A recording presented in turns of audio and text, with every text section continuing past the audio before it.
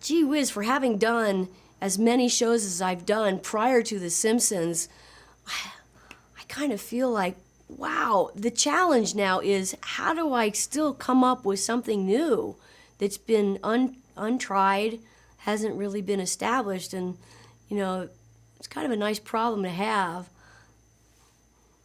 You have to be able to differentiate, you know, between one character and another one.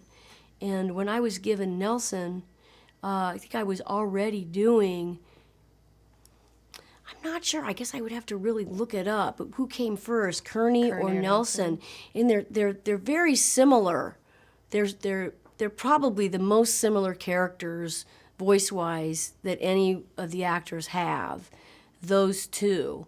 But the difference would be Nelson is really, really rough.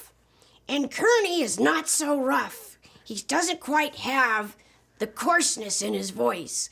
But if you listen to the show, early on, when we were establishing ourselves, I was kind of finding my own, you know, with Kearny. I think he remains a bit of an enigma. Because he's 14, he's got his own kid. Oh, that's right, yeah. He sleeps in a dresser drawer. And then, I mean, Todd Flanders is totally different from those two. Yeah, Todd came from, actually that voice came from, do you remember the show Sherman and Peabody? He kind of reminds me of that character, because there's a similarity between Todd and Ralph. Yeah. They're kind of close too, but where Ralph is sort of like this, Todd Flanders is much more analytical, and he speaks a little bit slower. He's more thoughtful about what he says. Whereas Ralph Wiggum is like really up here and... Database. I like Database. I think he's just oddly quirky. He's just kind underrated, yeah. Yeah, underrated. Unappreciated, poor Database. He's an odd duck.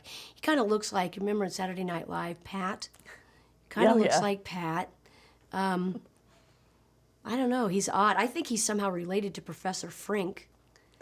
Interesting thing. And he's got that thing that's going like that.